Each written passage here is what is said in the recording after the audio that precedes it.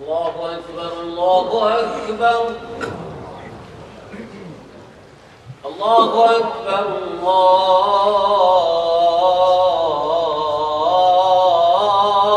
الله أكبر أشهد أن لا إله إلا الله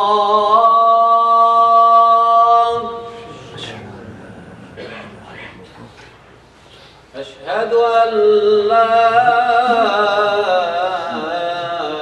إله إلا الله أشهد أن محمدًا رسول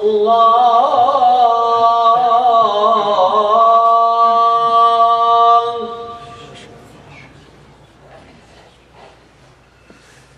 أشهد أن محمدًا رسول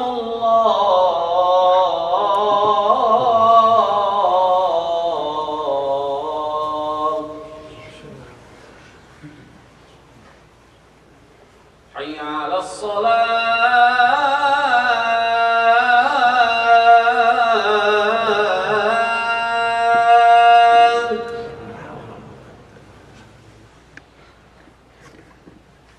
حي على الصلاة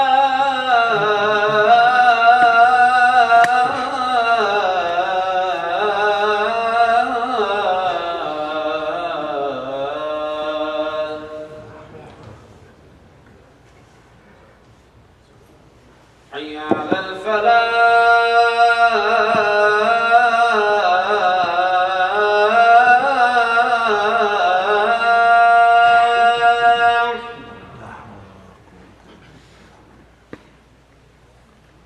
حي على الفلاح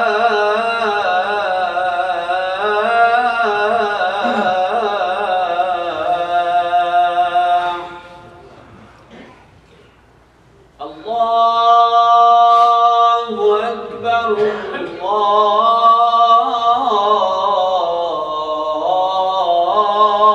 الله أكبر لا إله إلا الله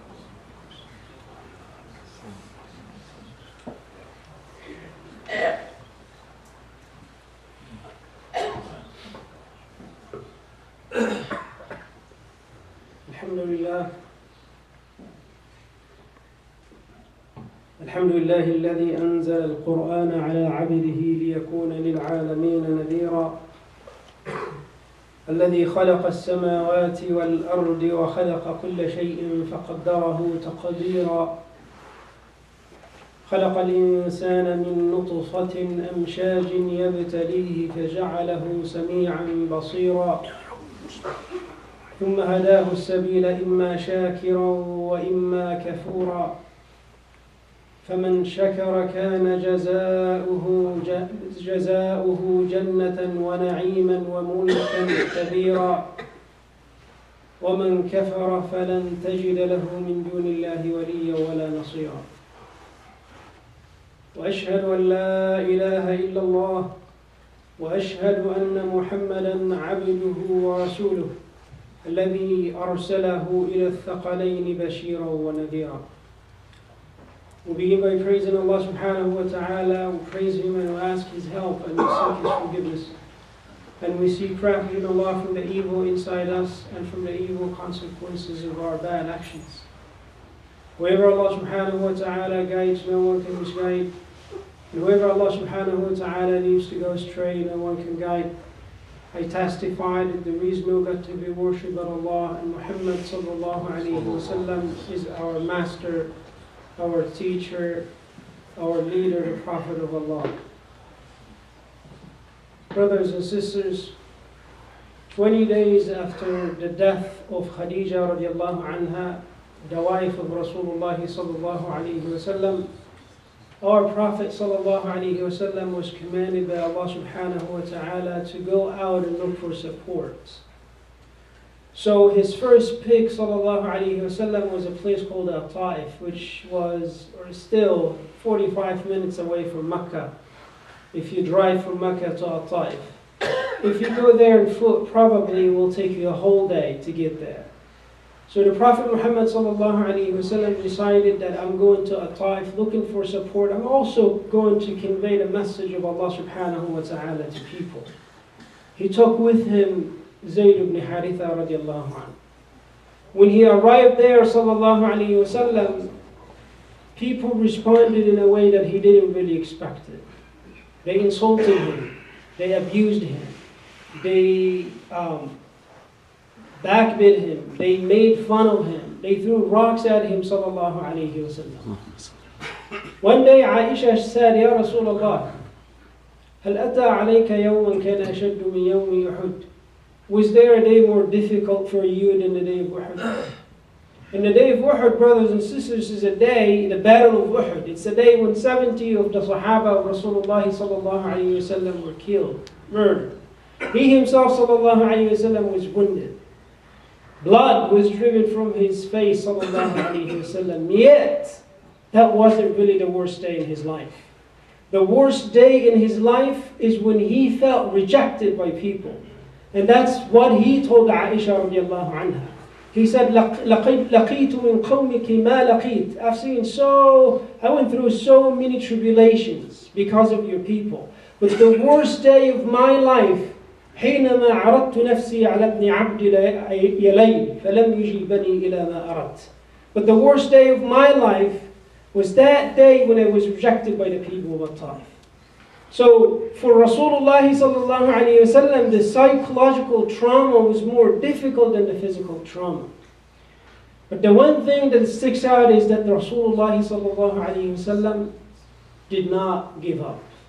He never gave up.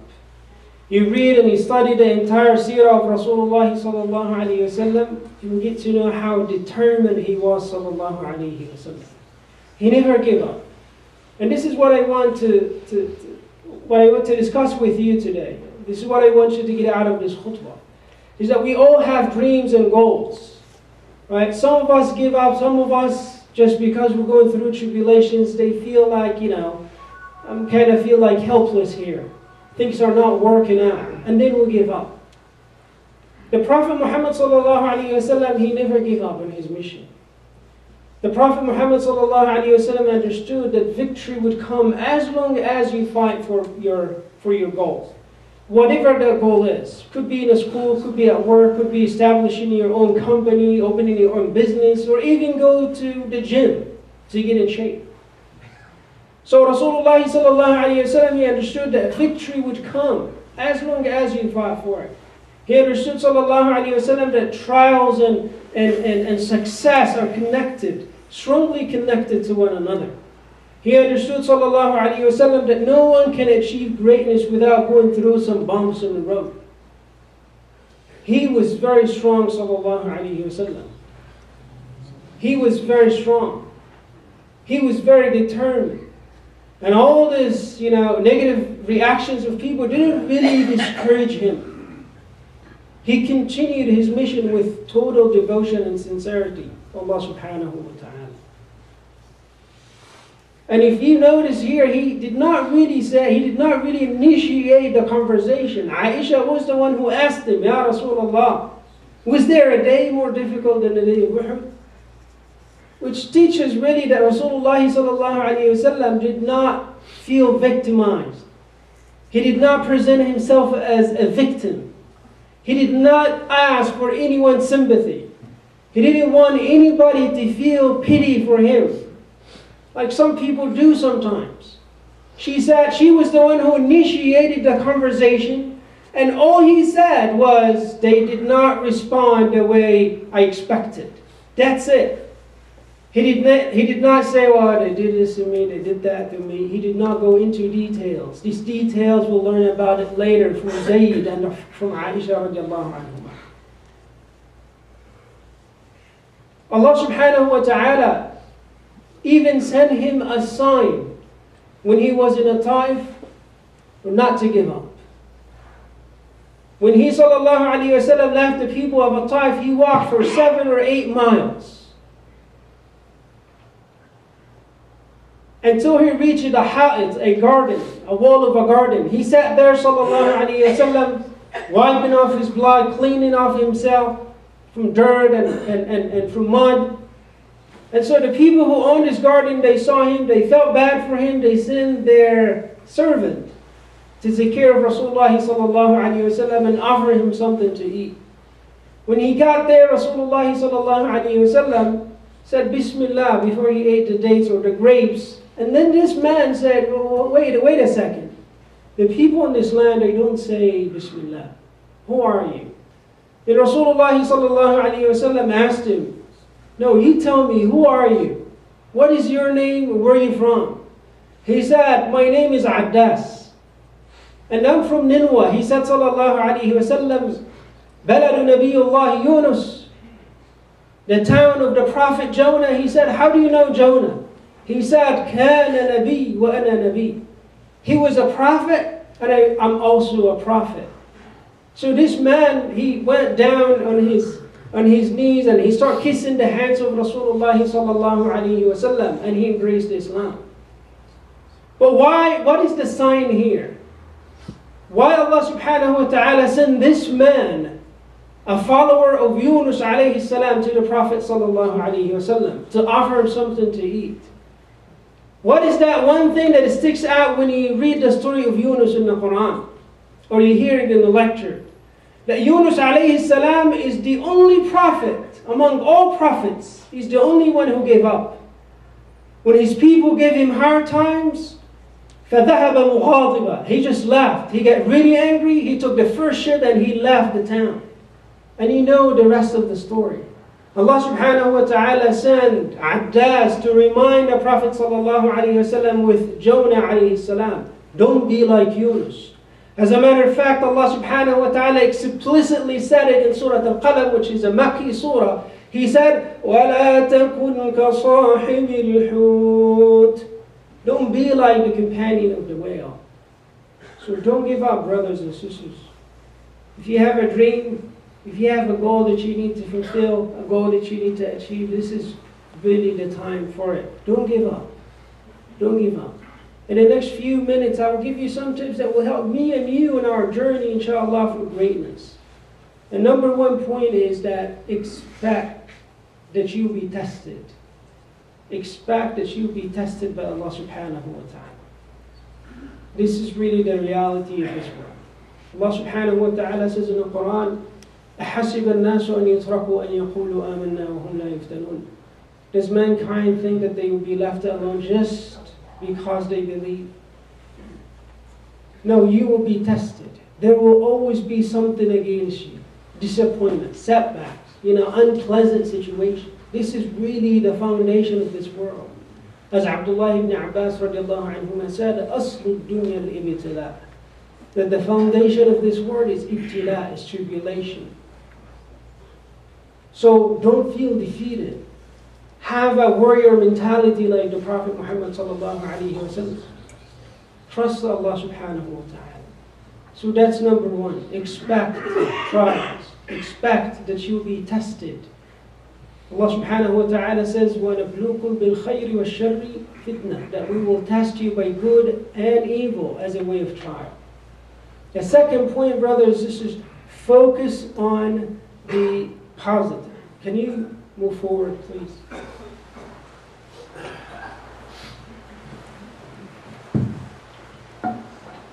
Focus on the positive. And stay away or stop to focus on the negative. When people doubt you, don't listen to them. When people start to insert these toxic thoughts into your mind, simply just avoid them. Cut them off. And remember that you are capable of achieving your dream. Whatever that dream is, you are capable. You have everything to achieve your dream. You have all the resources. You have the personality. You have the intelligence. You have the willpower. And on the top of that, you have Allah subhanahu wa ta'ala with you. At the time of the accusation of Aisha radiallahu anha, Allah subhanahu wa ta'ala said something beautiful.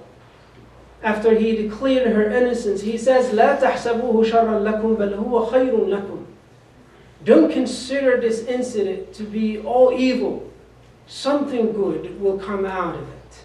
Something good will come out of it. Don't consider all of it as an evil act. Something good will come out of it.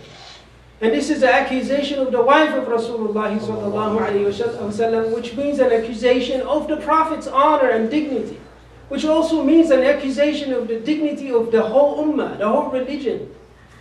But Allah subhanahu wa ta'ala said to the Muslims, don't consider all of it to be bad. Something good will come out of it. So that's what you need to feed your mind. Feed your mind this positive thought.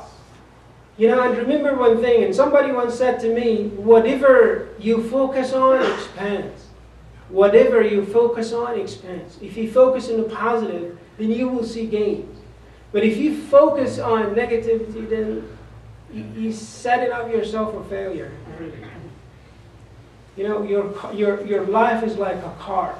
It has a forward gear and a reverse gear.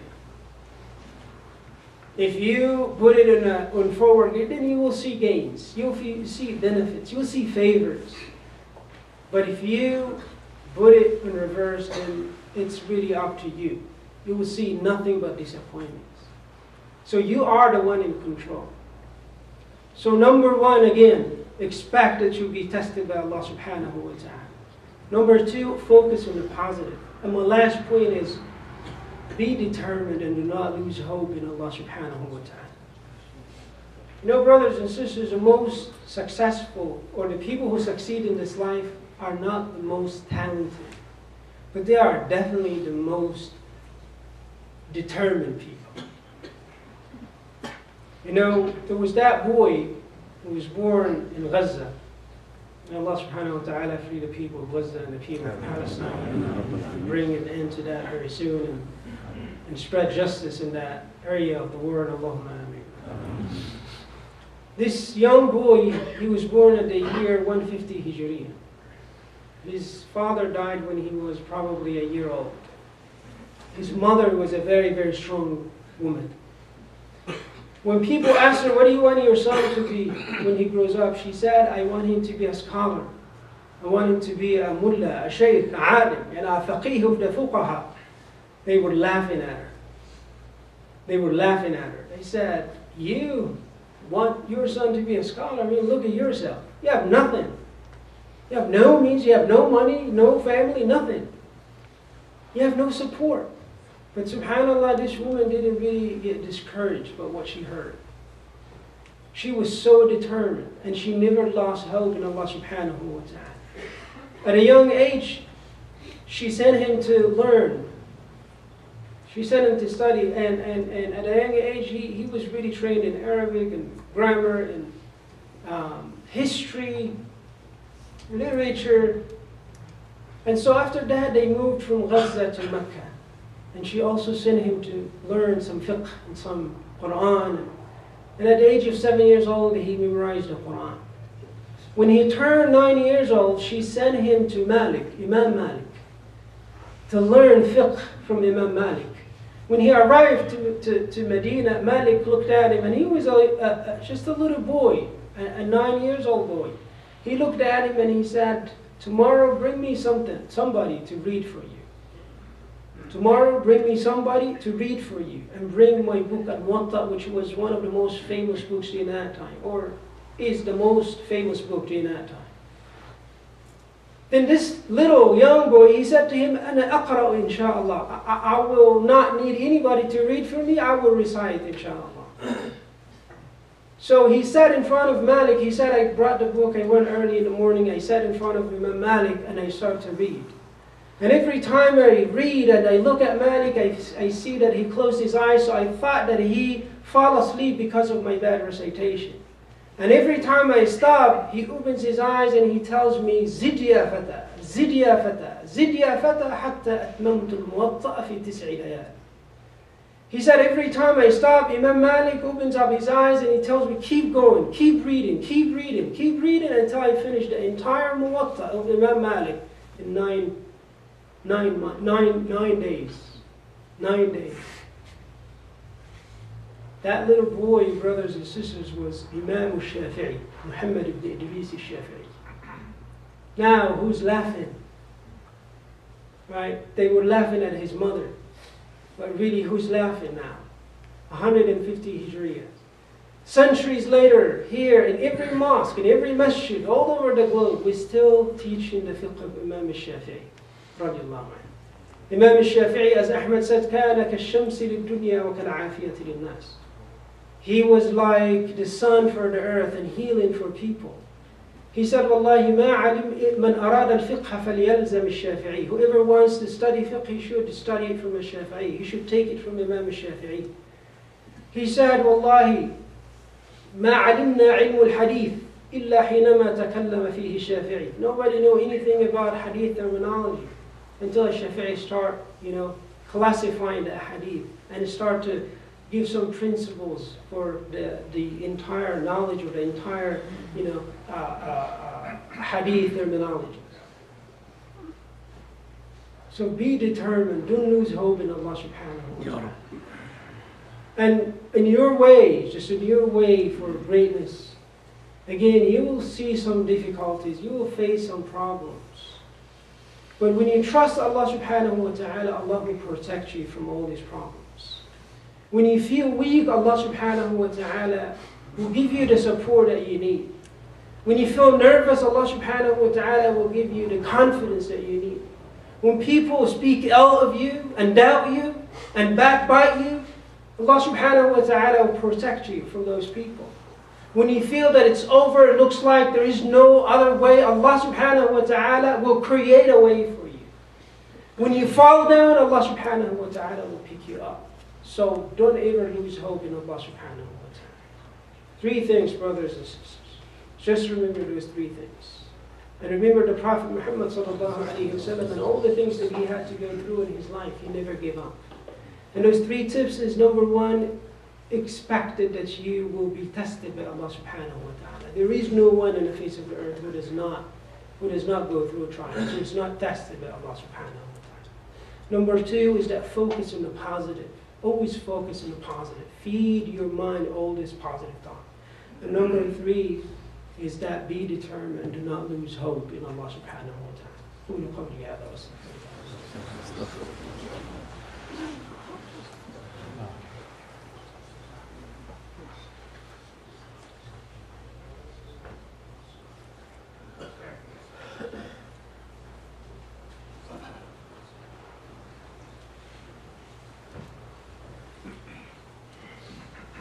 الحمد لله والصلاة والسلام على رسول الله وعلى آله وأصحابه ومن والاه. اللهم لا علم لنا إلا ما علمتنا إنك أنت العليم الحكيم. اللهم انفعنا بما علمتنا وعلمنا ما ينفعنا وزدنا علما. وصل اللهم وسلم وبارك على سيدنا محمد وعلى آله وأصحابه أجمعين. الحمد لله. I just want to thank the board and Sheikh Tariq and everybody here for inviting me.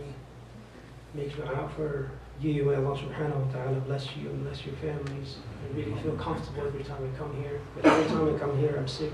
I don't know. But may Allah subhanahu wa ta'ala protect all of us. Allahumma ameen. May Allah subhanahu wa ta'ala protect our families, protect our communities. Allahumma ameen. اللهم اجعل هذا الجمع جمعا مرحوما وتفرقنا من بعده تفرقا معصوما ولا تجعل فينا ولا حولنا ولا خلفنا شقيا ولا محروما. اللهم اغفر لنا ذنوبنا وإسرافنا في أمرنا وثبت أقدامنا وانصرنا على القوم الكافرين. اللهم من ولي من أمر المسلمين أمرا فرفق بهم فارفق به. اللهم من ولي من أمر المسلمين أمرا فرفق بهم فارفق به. ومن اشتد عليهم فاشدد عليه. ومن اشتد عليهم فاشدد عليه. Yes, Allah subhanahu wa ta'ala to honor us as He honored righteous people before us. Yes, Allah subhanahu wa ta'ala to protect us from anxiety and grief and from laziness and inability. Yes, Allah subhanahu wa ta'ala to protect us from poverty. Yes, Allah subhanahu wa ta'ala to bless our parents and have mercy upon them and bless our children. Allahumma ameen. We ask Allah subhanahu wa ta'ala to bless our Muslim community and all Muslim communities all over the place. Allahumma ameen. Ameen, ameen, ameen. إن الله يأمر بالعدل والإحسان وإيتاء ذي القربى وينهى عن الفحشاء والمنكر والبغي يعظكم لعلكم تذكرون. اذكروا الله يذكركم واسألوه يعظكم واستغفروه يغفر لكم وأقيموا الصلاة.